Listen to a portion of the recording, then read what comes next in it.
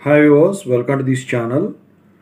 So ఇక్కడ ఏంటంటే చాలామంది స్టూడెంట్స్ వచ్చేసరికి ఎగ్జామ్స్ కూడా రాసేసి ఉన్నారు. ఇప్పుడు సెకండ్ ఇయర్ దగ్గర నుంచి థర్డ్ ఇయరు ఫస్ట్ ఇయరు ఈ రిజల్ట్స్ కోసం వెయిట్ చేస్తూ ఉన్నారు. సో ఈ రిజల్ట్స్ గురించి పక్కన పెడితే ఈ ఎగ్జామినేషన్ ఫీజు అన్నీ కూడా సక్రమంగానే కట్టించుకున్నారు. అయితే ఒక ప్రాబ్లం వచ్చి పడింది. అది ఏ కాలేజీ ఏ టైప్ కాలేజీ అయినా కానివ్వండి, అఫిలియేటెడ్ అయినా అటానమస్ అయినా స్టూడెంట్స్ చెప్తా ఉన్నది. సో దాని గురించి ఇప్పుడు చెప్పదలిచాను అనమాట. తంబరేలు చూసుంటారు కదా. సో దాని ప్రకారం మనం మాట్లాడుకుంటే సో అది ఏంటో కూడా మీకు అర్థమవుతుంది. ముందుగా అయితే ఇంతవరకు ఈ ఛానల్ సబ్స్క్రైబ్ చేసుకున్న వాళ్ళు ఎవరంటే సబ్స్క్రైబ్ చేసుకొని వీడియోని లైక్ చేసి షేర్ చేయండి. మీకేమైనా డౌట్స్ ఉన్నట్టు కాల్ మీ 4 ద్వారా కాల్ చేయండి. తెలుగు ఇంజనీరింగ్ ఎడ్యుకేషన్ టెలిగ్రామ్ ఛానల్లో జాయిన్ అవ్వండి. ఇక టాపిక్లో వెళితే ఏంటంటే JNTU స్టూడెంట్స్కి వేరే ఆప్షన్ అనేది ఏది లేదండి. ఇక సో మీరు వచ్చేసరికి ఏంటంటే ఏదన్నా కట్టాల్సి వస్తే డబ్బులు ఖచ్చితంగా అయితే కాలేజీకి కట్టేయాల్సిందే.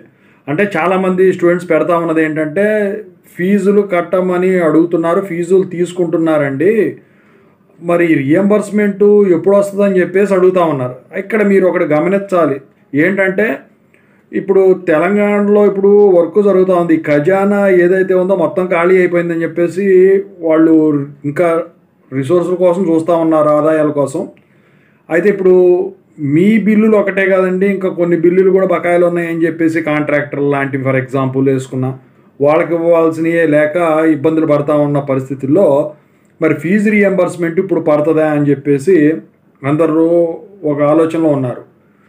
సో ఫీజు రియంబర్స్మెంట్ అయితే డిలే అయ్యేదానికే ఛాన్స్ ఉందని, ఎందుకంటే దాని గురించి వాళ్ళు ఇంతవరకు ఏమీ చెప్పలేదు, అఫీషియల్ అనౌన్స్మెంట్ ఏమి రాలేదు. మరి ఏమన్నా డిలే అవుతుందేమో కానీ మరి కాలేజీలు వాళ్ళు వచ్చేసరికి ఏంటంటే ఇప్పుడు సర్టిఫికెట్లు తీసుకుపోయే టైం, అది కూడా కాకుండా యూనివర్సిటీ వాళ్ళు వచ్చేసరికి నిన్న మీరు చూసుంటారు ఈ PCCMMలు కాలేజీల వాళ్ళు తీసుకెళ్ళిపోండి స్టూడెంట్స్కి ఇచ్చేయండి, రాంగ్ ఇన్ఫర్మేషన్ ఇస్తున్నారు కాలేజీలు వాళ్ళు అని చెప్పేసి ఒక అఫీషియల్ అనౌన్స్మెంట్ కూడా ఇచ్చారు. PCCMM రెడీ అయిపోయినాయట. అయితే మరి కాలేజీ వాళ్ళు ఎందుకు తీసుకోవట్లేదని మీ అందరూ అడగవచ్చు. ఇప్పుడు ఏంటంటే ఈ కాలేజీలు వాళ్ళకు వచ్చిన తలనొప్పి ఎవరికి వచ్చి ఉండదు. ఎందుకంటే ఇప్పుడు ఈ ఫ్యాకల్టీకి వచ్చేసరికి వీళ్ళు శాలరీస్ పే చేయాల్సి ఉంటుంది. శాలరీలు పే చేయాలంటే ఫీజులు అనేవి వసూలు కావాలి. మేనేజ్మెంట్ ద్వారా ఇవాళ రోజున ఎవరు జాయిన్ అవుతున్నారు, అందరూ కూడా కౌన్సిలింగ్ ద్వారానే జాయిన్ అవుతున్నారు, రియంబర్స్మెంట్ ద్వారా జాయిన్ అవుతున్నారు. ఆ రియంబర్స్మెంట్ వచ్చేసరికి ఎక్కడి నుంచి రావాలి? ప్రభుత్వం నుంచి రావాలి. మరి ఇప్పుడు PCCMMలు తీసుకున్నారు అనుకోండి, అవి ఇచ్చారనుకోండి, మళ్ళీ ఫీజు మరి రియంబర్స్మెంట్ ఎప్పుడు పడుతుందో మళ్ళీ ఒకవేళ ఇప్పట్లో రాదు అనుకుంటే ఇక స్టూడెంట్స్ దగ్గరే తీసుకోవాల్సిన పరిస్థితి ఉంటుంది. నాకు తెలిసిన దాని ప్రకారం అట్లే చేస్తారని కాదు, మామూలుగా నేను అనుకోవటం. సో మరి ఇప్పుడు వచ్చేసరికి మరి ఎట్లాంటి పరిస్థితుల్లో వచ్చేసరికి స్టూడెంట్స్ చెప్పినట్టు ఫీజులు నిజంగానే అడుగుతున్నారంటే మాత్రం కొన్ని కాలేజీలు అయితే అడిగి తీసుకుంటున్నాయి, కొన్ని కాలేజీలు మాత్రం ప్రభుత్వం వేసిన దాకా కూడా వెయిట్ చేస్తూ ఉన్నాయన్నమాట. చాలా కాలేజీలు తెలంగాణలో మీరు గమనించినట్టయితే ఇప్పుడు ఈ శాలరీస్ కూడా ఇవ్వలేని పరిస్థితుల్లో అయితే ఉన్నాయి. మధ్యలో గ్యాప్ ఏదైతే ఉందో అది పోయినప్పటికి కూడా బయోమెట్రిక్ సిస్టమ్ ఫ్యాకల్టీకి ఇదన్నీ పెట్టడం ఇవన్నీ చేసినప్పుడు కూడా మళ్ళీ అదే ల్యాగ్ రావడం వల్ల ఈ రియంబర్స్మెంట్ డిలే అవటం వల్ల ఇదంతా అయిందని చెప్పేసి అందరూ భావిస్తూ ఉన్నారనమాట.